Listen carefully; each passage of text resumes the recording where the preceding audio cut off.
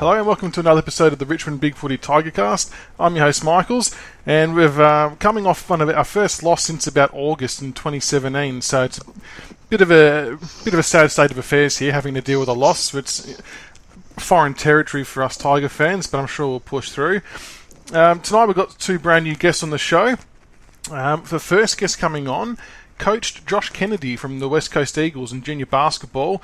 He was played up a couple of grades and was always the small shy kid who they had to try and get a score each week just to give him the charity baskets. Hank Heavenly, welcome to the show. G'day gentlemen, how are we all? Going well. So young Josh Kennedy, did he ever sort of show any good signs of being any good at basketball at all, or it was just no good?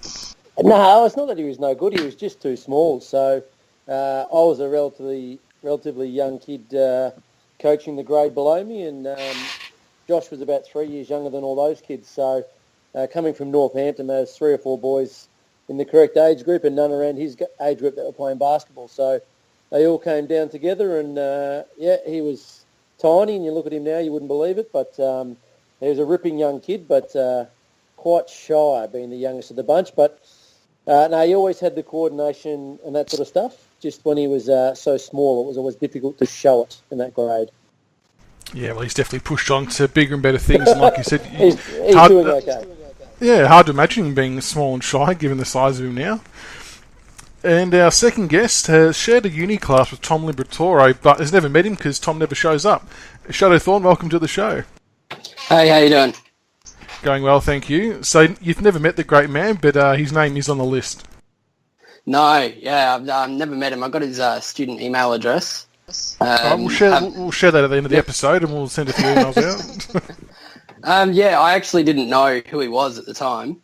When I heard that he was in the class, it was mentioned that this guy Tom plays for the Western Bulldogs, and I didn't pay much attention to opposition teams at the time. And then by the end of the year, he was a premiership player. Well, probably fair enough reason to not show up to the class either. Imagine him just walking in with the medal around his neck. That would have caused a bit of a stir. Yeah, that would have been interesting.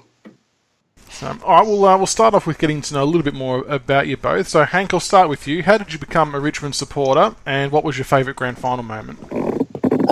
So grew up in country WA back in the days when there was the waffle and the VFL. So my old man, his country footy team were the Tigers. So we were Richmond supporters, and he was a Tigers supporter in the VFL, and I always liked to cause a little bit of a challenge when I was a little kid. So when the West Coast Eagles joined in, we were family friends with the Mainwarings and the Rensteads and newer food people, but I like to be a bit different. So I thought, bugger it, I'll stick with Richmond, and for 20-odd years I thought it was the worst decision of my life. But grand final day, happy as Larry, and I suppose my favourite moment on grand final day was Hooley's goal in the first quarter. We kicked one with Caddy, so a great run on the board, but Hooley's just, I think, signalled to all of us, well, to me in particular, that, hey, we're actually in for it today, we're not going to get stage fright, and if we play our best, well, win, lose or draw, I know we're going to compete. So for me, plus I still think that roar for that goal was the loudest on the day. So that's how I started, and that was my most enjoyable moment on grand final day. Very good. It was a very big moment for us. And Shadow, yourself, how did you become a Tiger supporter, and what was your favourite grand final moment? I grew up in Adelaide. My dad was a Richmond supporter. We went to a few games. My first memory of Richmond was probably when we beat Port Adelaide and he accidentally hit me in the head with his elbow. But I didn't pay too much attention to the footy when I was a young kid. But then in 2009, I was diagnosed with cancer. And I'm sure a lot of people probably noticed in the corner hotel, there's a thread, let's fly Darth and his young bloke over for a game this year. So I'm Darth Tiger's young bloke. And the Richmond Big Footy Board raised $2,000 for us to come over and watch the Tigers get slaughtered by Collingwood in Sydney. And I've been a Richmond fan ever since. It's a baptism of fire, but no, that is a great thread to read, actually. So if anyone does get the chance to read it, the amount of support shown was just unbelievable. Yeah, it was incredible. Locked me into a Tiger for life. And we moved to Melbourne about 5 years ago, and I've been to pretty much every home game since then. Very good. And your favourite grand final moment? Probably after the game, actually. I was there with my dad and my 2 younger brothers, and I got a shocking long-term memory, but I'll never forget calling my girlfriend, who's now my wife, and she was at Punt Road because we couldn't get her a ticket, and the singing was so loud, couldn't hear her on the phone, even though I had the speaker on, it was right up to my ear. But just having that connection through the phone line, even if we couldn't hear each other, it was just something to remember. Oh, very good. It's a shame you couldn't sneak her in. Yeah, I know. Should have had her waiting outside, and then the Adelaide fans leaving could have given her a ticket. Yeah, exactly right. Would have been nice of them. Anyway, we'll push off. We'll kick off with the roast and toast. So this week, Hank, you're in charge of the roast. What have you got for us? Yeah, it's the easiest and the obvious. It's the Aussie cricket team. Look, I'm all for competitive players and all that sort of stuff, and I've been prone to run a bit of lip when I've played a bit of footy and basketball over the time. So, and I have absolutely no problems with our guys dishing it out, but what I can't stand is our Suki Lalo attitude when it comes back. And then the leadership group, or whatever you want to call them, the captain and the vice-captain throwing a young kid under the bus because they're worried about getting caught themselves, is nearly the worst thing you can do in a team sport. And in my opinion, they nearly deserve everything that's coming their way. I get Smith's heartfelt apology and Bancroft's as well. I still think Warner doesn't think he's done anything wrong, and I can't stand the bloke. But to be truthful, whether they're sad and upset and remorseful becomes irrelevant because for years they've carried on, they've put themselves in this position, and they need to deal with the consequences no matter how ugly they are. So I'm not a rat for the Australian cricket team. Yeah, I was really surprised that they even thought they could get away with it. I mean, with the amount of technology and cameras that are around these days, it was always going to get spotted. Yeah, I'm sort of in the camp that I think that Davey Warner was probably the big one behind it. But yeah, there's no place in Australian sport for cheating.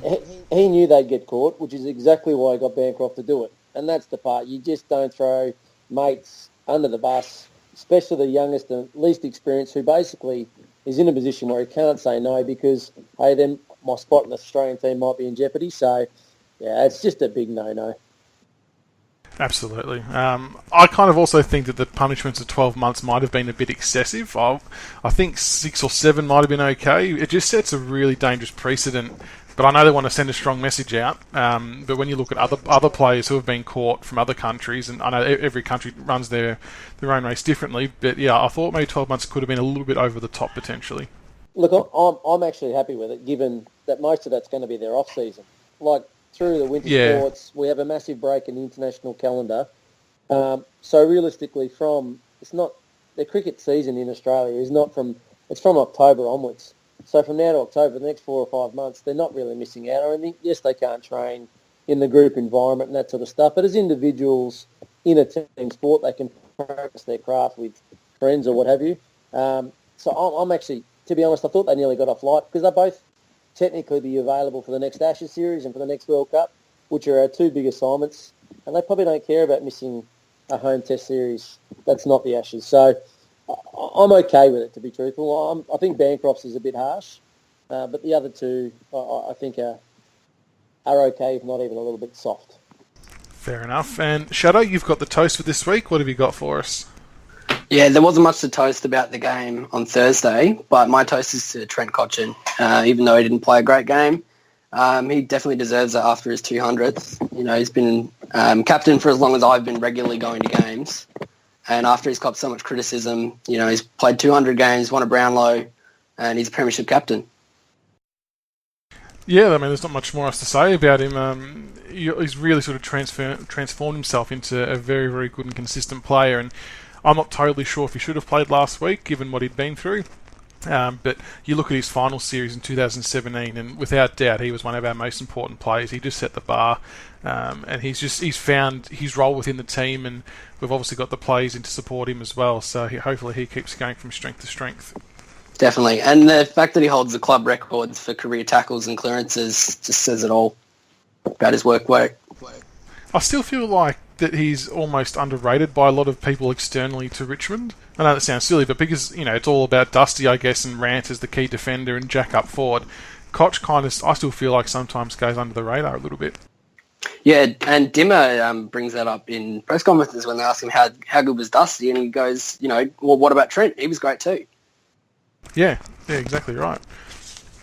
Okay, we'll push on to the review of the round 2 game versus Adelaide. I haven't got the autopsy thread of the year votes updated, but I know for a fact that Dusty got the 5, so I'm tipping he's going to be ahead on 10 votes, but I'll get an update on that next week. So the round 2 game versus the Crows, Adelaide 18-10, 118, defeated Richmond 12-10, 82. Our goal kickers, we had Dusty with 5, Caddy with 3, Bolton, Edwards, Lambert and Townsend with 1 each. Shadow, I'll start with you. Where was the game won and lost? I thought the whole team looked off from the start. Jack Rewalt in particular, I noticed he was lining up for a shot, and I just looked at him and thought he didn't look right. Can't say that about the whole team, obviously, but a few of our stars, I reckon, just off from the start. And obviously, the contested possessions, negative, 45, that's just not good enough. And they need to work harder.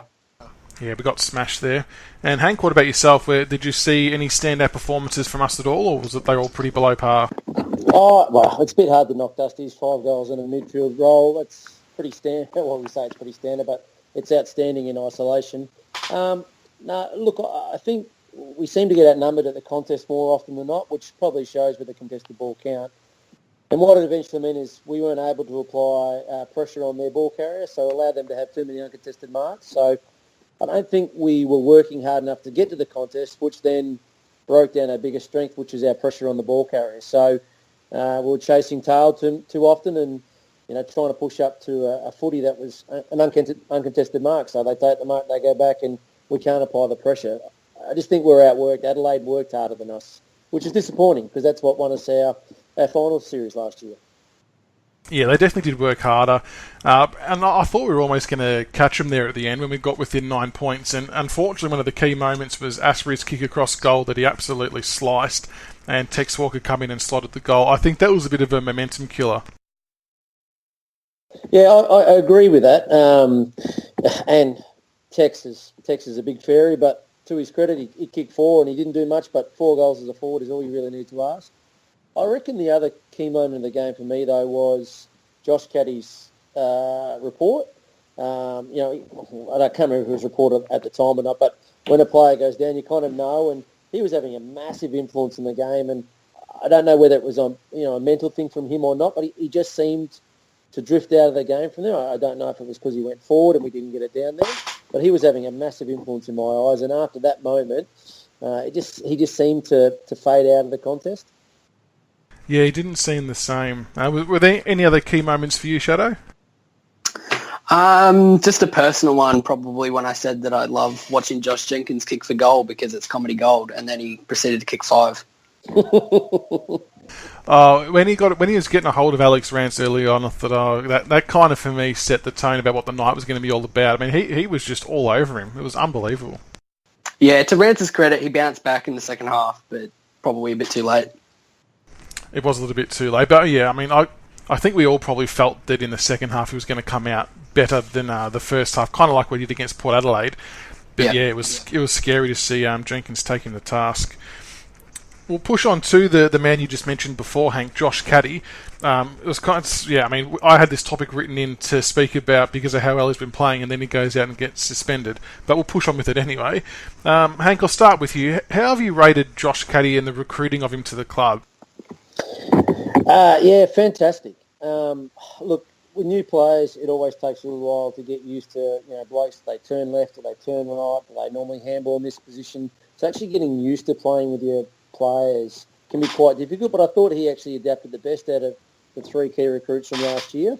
I do think he's dropped a bit of weight. He looks to be more mobile this year, and I think his influence already in the first 2 games has been outstanding. And, he's got a bit of grunt about him. You want to say the rude word, but clearly we can't. But, he's actually one bloke who's not afraid to go in, give a bit of lip, show a bit of toughness for his teammates. And I actually think that's an area we've probably been lacking before bringing him to the club. But he actually does things that matter. Like he does give Cochin time and space by, blocking here, using his body, doing a bit of grunt work, and he hits the scoreboard. So realistically, for the price we paid for him, you couldn't ask for any more. And I actually think he's getting better. So I think it's a fantastic job getting into the club. And Shadow, would you rather see him spend more time in the midfield or up forward, or do you think we've got the balance pretty much right? I think over the last couple of weeks with Prestia out, I would have liked to see him move more midfield, probably have the majority of the game there. Especially now that both he and Townsend are in the side, they play kind of the similar role. Probably could have covered him up forward. But I reckon, if Townsend keeps his form up and he can stay in the side, I'd like to see Caddy move more to the midfield. Yeah, and it's funny because we've got a close mate who's a Geelong supporter, and he was texting us during the last couple of weeks saying, "Who is this Josh Caddy?" He's just really transformed into such a good player, and I think a lot of Geelong people are secretly a little bit dirty about it. But yeah, I think did he kick 3 goals in round 1 as well? I think he might have. Yeah, I believe so. He's just hitting the scoreboard really well, and like you said, Hank, dropping the weight, and he's just become a lot more mobile and agile, and I love the fact that he flies the flag for us, especially even you look at the grand final when Lever was getting stuck into Townsend. Caddy was the first one over to step in and remonstrate. He's been so important to us structurally. How are we going to cope without him this week, Hank? Yeah, I'm not sure. I actually... probably, it depends on what role. So if Prestia comes in, we probably don't need to cover him in the midfield as much as what he's potentially had to cover there in the first 2 weeks. As much as Townsend's been a godsend since he come in, I generally think we've been lacking that bailout kick if Jack's not there. I actually wouldn't mind seeing young Callum Moore come in.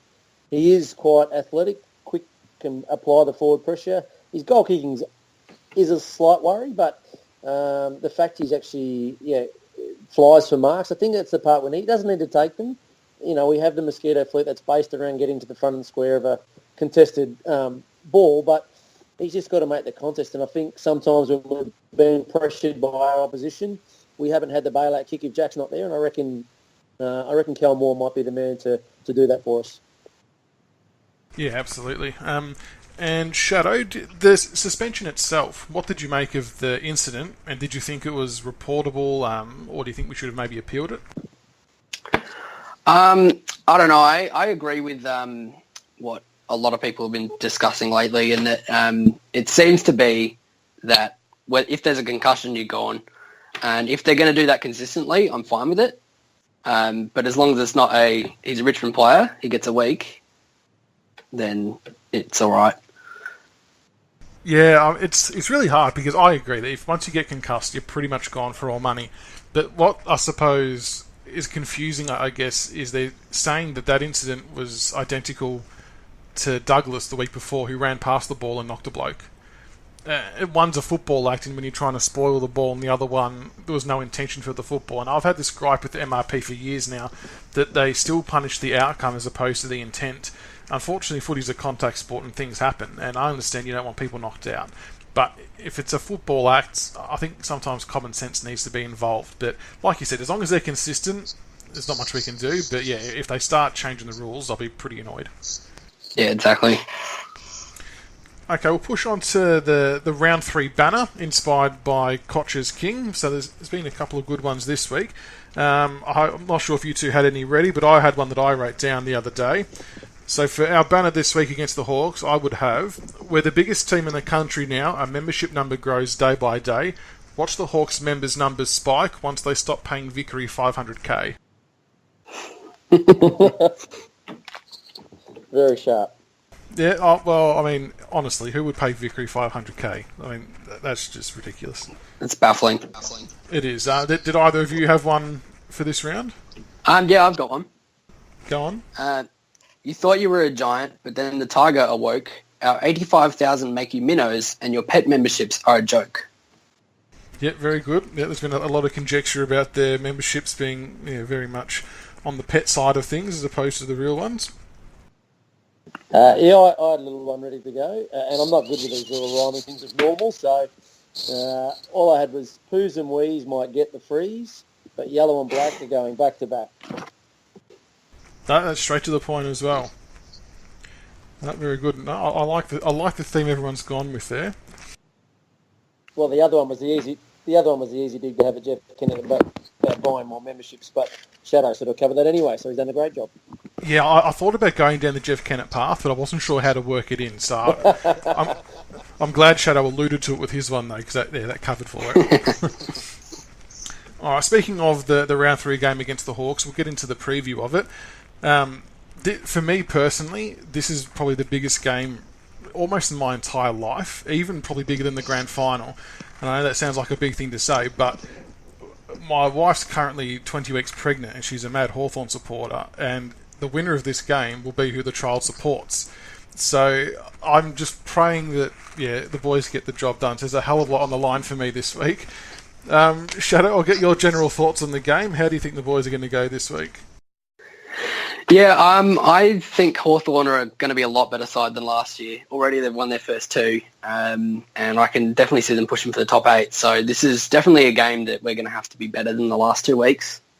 I think, but our defence is a lot stronger than Geelong's, and we should be able to restrict the Hawthorn forwards. I think we can at least match them there. I think it'll be a close game. Yeah, I was kind of thinking the same thing. I was at the Hawthorn-Geelong game tonight, and Hawthorn's forwards, I think, are very dangerous. But like you said, the Geelong backline wasn't the greatest. I mean, they had Zach Guthrie on roughhead for most of the time, and that's a complete mismatch. We have to be wary, and I don't think our backmen are going to play as bad as they did against Adelaide again. I know Rance is going to be out for retribution, but hopefully getting Nick Vlosten back will help with that. Hank, what about you? What about your thoughts on the game? Yeah, watching today, I think the only way Hawthorn score is when it's nearly coast-to-coast ball movement, when they have free run, open run with overlapping numbers. They seem to obviously score quite easily, which sounds common, but I noticed when Geelong were able to set up behind the footy and put a bit of frontal pressure on, they really stagnated. And you're right, Shadow's right, their back line, Hawthorn's back line, it looks really weak. They do have the potential to score heavily, but again, if they can't get the ball out of that area in a nice, smooth, sweeping fashion, they seem to not be able to transition it through. Look, Tom Mitchell's going to get his hands on it plenty of time, and it might be hard to stop him, but you just need to make sure that he's not putting the footy in the hands to someone who's out and running like an Isaac Smith, which allows them to transition the ball easily. So if we can stop their swift ball movement, which sounds easy, it's not, but I think that'll go a hell of a long way to stopping them scoring, and I think we'll score heavily at the other end. So the one thing that stood out for me today with Hawthorn was they were very efficient by foot, kind of going back to what they were like during their three-peat years. They were just hitting targets everywhere. They were making those 45-degree angle kicks, which opened the game right up. So we have to make sure our pressure is on point this week. I don't think Geelong really offered a lot of pressure, so that's why they were allowed to slice them up a bit more. But our pressure's been down the last couple of weeks, so if we don't bring that, they'll go right through us. They're big forwards, so you got Gunston and Roughhead. Are they going to be big plays to have to try and stop Shadow, or do you think we're just going to rotate our defenders through them? Is there any particular matchups you'd want to see? Yeah, I think last week we definitely got stretched a bit thin with both Jenkins and Tex playing well, and obviously Rance having a poor first half. And I think this is definitely where we're missing Broad. His height is probably very underrated. But I think Rance and Asprey will bounce back and we'll be able to cover the two talls. Yeah, absolutely. We were stretched a little bit, and I think I said the same thing to a friend the other day about Broad. You're right. You don't realise how much we actually missed him until we really needed him. And it was compounded a bit with Vlosten out as well, but we just couldn't cover both of them not being there. But we'll push on to some other key matchups, and you mentioned him for Hank. Isaac Smith, he's one of their biggest runners. He's always overlapping and trying to get into space going forward. I've written down that Camden McIntosh might be one to go to him, but who do you think would be the best matchup for Isaac Smith? No, look, it's probably right because irrelevant of his height, Camden's probably our hardest runner. With Ellis, Brandon Ellis, that is, playing down back, he used to be out in the wing and probably could match him for running capacity. But I think it's Camden's job, and I think Camden can actually play a more defensive role. Camden's been fantastic with his work rate the first two games, and his disposal has let him down, unfortunately. But it's not through lack of effort, and it's not through lack of work rate. So I think he would be our man just to sit out on Isaac and just run with him all day, and he has the capacity to do so. And do you reckon Camden's the likely player who can hurt him the other way, Shadow? Is that going to be the instruction to him? Yeah, I think so. I think he was, obviously, with his disposal last week, he was quite poor, and obviously all our premiership players aren't going to be at the top form probably ever again, all at the same time. I've got Smith winning this matchup, but if Camden comes back to his best form, he can definitely win it and hurt both ways. And the second matchup I want to look at is Dustin Martin versus Daniel Howe. Now, I don't think Howe gets a lot of credit that he deserves for Hawthorn, but he pretty much goes to the opposition number one midfielder each week. He does a pretty good job. I remember he roughed Martin up a little bit last year, and we turned into a bit of an undisciplined team. So I think that could be a big matchup that's going to really dictate the outcome of the game. How do you see that one panning out, Hank? Yeah, I just get the feeling that Clarkson might try something different. And I wouldn't be surprised to see Howe actually stand next to Cochin for most of the game. I wouldn't be surprised if they're potentially happy to let Tom Mitchell and Dustin Martin go head-to-head and see who can be the most damaging. And to Tom Mitchell's credit, he's actually starting to get the footy moving forward more than I thought he did last year, so his disposals are becoming more effective. And they'll rely on someone manning him up down back when Martin drifts forward. So I think that they'll play that purely as a centre line matchup, and I wouldn't be surprised how moves across to Cochin. And when Cochin's been down the first couple of weeks, we've struggled in the midfield a little bit. So even with Dusty being dominating, so I wouldn't be surprised if Clarkson tries a little bit of different tack there. And Shadow, Dustin Martin going forward, I think, is going to be a big weapon for us, especially watching Stratton sort of out at sea a little bit with Dangerfield tonight. Is that going to be a bit of a go-to move for us, do you think, to try and isolate Dusty deep? Yeah, I think he'll start off playing mid, and if Howe's getting the better of him, we can definitely swing him forward, and he's been a monster up forward the first two games. Just incredible, and no one can stop him down there. He's so versatile. And we're yet to really see what Dimmer's been talking about with his overhead marking, and hopefully we can see a bit of that as well, especially with Caddy out. And this could be the only reason why he doesn't spend a lot of time downfield is because of the Caddy factor, depending on who comes in, because we still need to win the inside ball, but we'll get to the possible changes shortly. But if we don't get on top of that, we've kind of got no choice but to play Dusty in the middle, so hopefully we can find good balance and get him isolated. The other matchup, which I think is going to be a hell of a fiery contest, assuming that Sicily doesn't get suspended, is Townsend versus James Sicily. I'm not sure if anyone else saw it, but in the contest today, he tackled Joel Selwood, and then Selwood wouldn't let him run away, and then he dropped the knee into him a couple of times. Might get cited, it might not. But Sicily had a bit of a bad game today, so I'm tipping he's going to bounce back. Townsend is our go-to man, I guess, to shut down the intercept markers for the opposition. How do you see that one playing out, Hank? Yeah, I did see the kneeing incident on Selwood, funnily enough, from the telly, so it'd be interesting to see. It might just be one of those ones that come back as a fine. Look, I really rate Sicily. I think he's fantastic.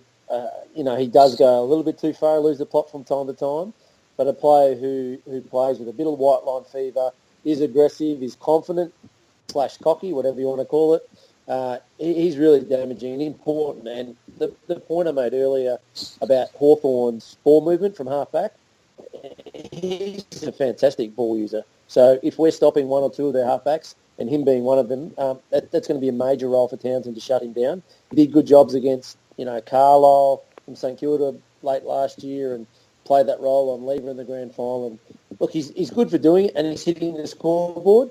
He probably needs to get the footy in his hands a bit more for Sicily to actually show him respect. I don't think Sicily will do that. He'll just keep taking off left, right and centre. But Townsend won't take a backward step. Sicily's an aggressive little ant. It'll be a fantastic contest. And Shadow, do we reckon that Townsend's just going to niggle him to try and draw free kicks? Because Sicily's going to snap. He's going to have a brain fade if Townsend does that all game. Yeah, it certainly wouldn't surprise me. I think if Sicily plays, these two guys are going to absolutely kill each other. Towner doesn't take any of the pushing around as we saw with Lever in the grand final. I could definitely see him pushing Sicily, trying to get the easy ones. That's going to be worth the price of admission alone to watch those two go at it. Yeah, for sure. And the last matchup I want to talk about is, I know you touched on him before, Hank, but Tom Mitchell, he's obviously a ball magnet. He's got another 40 disposals again today. And our sort of go-to player to shut down the best midfielders has typically been Jack Graham, who's done a pretty good job so far. But it kind of feels like that no matter who's been put onto Tom Mitchell, he's always found a way to find the footy. I'm still not convinced he's overly damaging, but he puts his teammates in the damaging positions, which can be just as bad. But do you reckon Jack Graham's going to go to Tom Mitchell? I think he'll spend time on him, but I wouldn't be surprised if Prestia comes in, if Prestia takes the role, a bit like he did against Dane Zorko last year at Etihad. You know, Zorko is an accumulator, but very attacking, very, very aggressive. And Prestia beat him hands down, and I know people complain that what we gave up shouldn't be doing tagging roles. I don't call it tagging, I call it accountable. And I reckon Prestia can be strong enough over the footy to be able to contest with Mitchell, but actually can be damaging enough heading the other way. And I also wonder whether the club are a little concerned about trying to put too many jobs and overload Jack Graham. But we forget he's, 7 games into a career.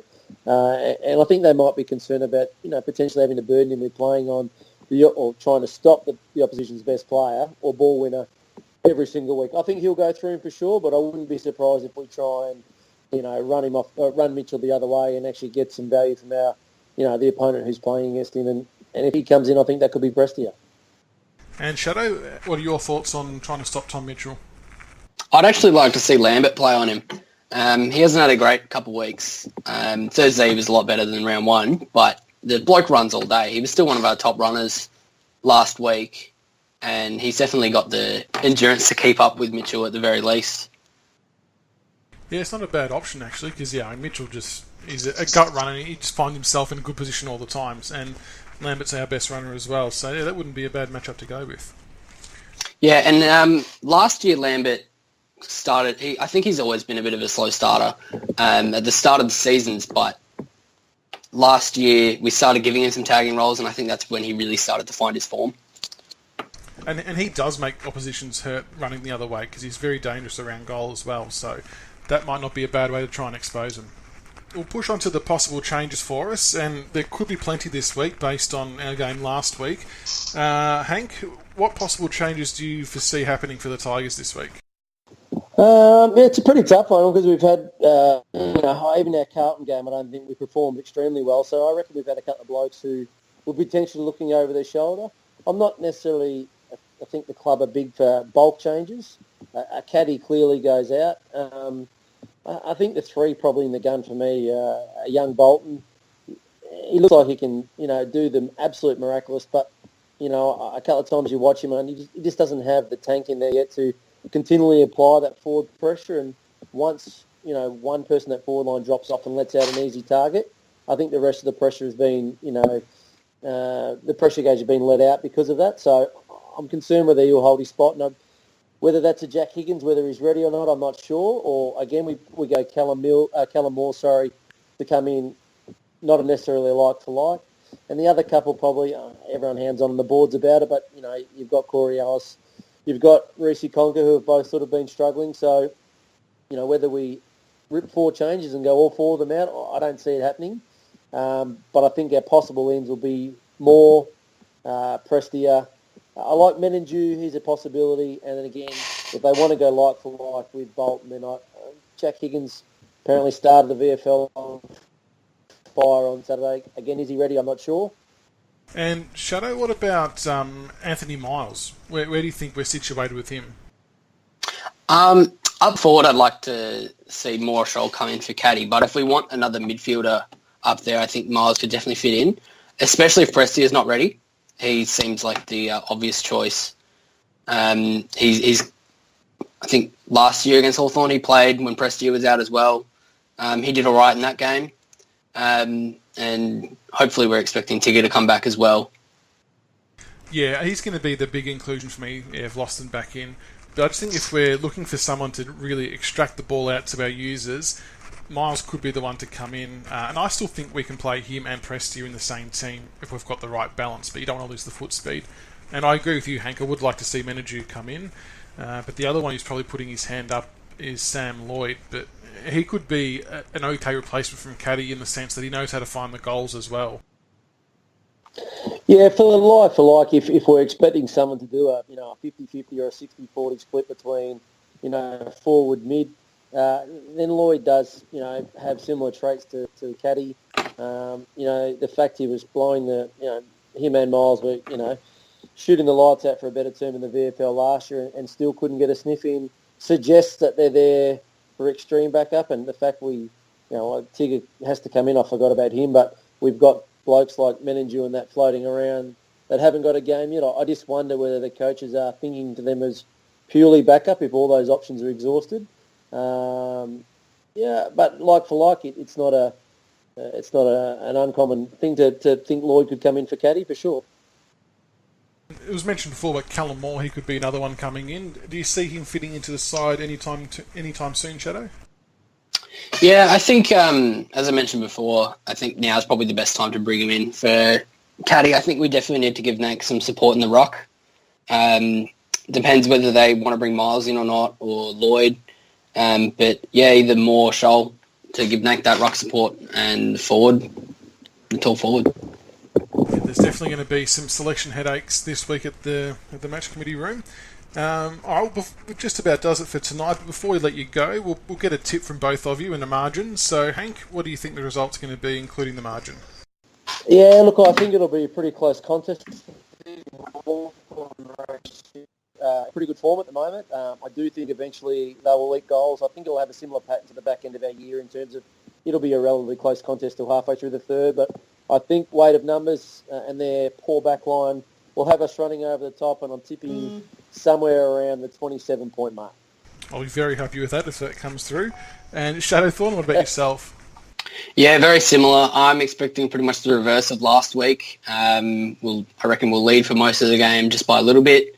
Maybe get out a few, then the Hawks will bring it close toward the end of the game, and we'll kick junk time goals at the end to win by 29. Yeah, I'll take that as well. No, I kind of agree. I think we're going to come out all guns blazing. The players aren't going to be very happy with what they dished up last week against the Crows, so I fully expect the boys to bounce back, but after seeing Hawthorn today, it's not going to be easy by any stretch. So I think their small forwards are good, but our defence is pretty good in its own right. But I think where the game we won and lost is our forward line getting on top of their defenders. So if we can get enough 450 entries, I think we'll get the job done. But I don't sit here saying that with any confidence. In terms of margin, given what's on the line, I don't really care whether it's 1 point, 10 points. Just as long as we win and the trial will end up going for Richmond, that's all I actually care about. But for the sake of it, I'll say 17 points for the Tigers.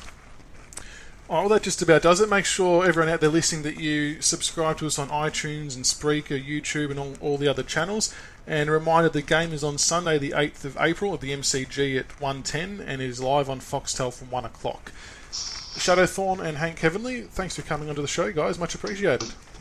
Thanks for having me. No worries. And until next time, go Tigers. Go Tigers. Go Tigers. Thank you for listening to another episode of the Richmond BigFooty Tigercast. Be sure to subscribe to the podcast on iTunes and YouTube so you can follow all the roast and toast, the reviews and previews, and all topics Richmond. Also keep an ear out for our special episodes of interviews with past players. Go Tigers.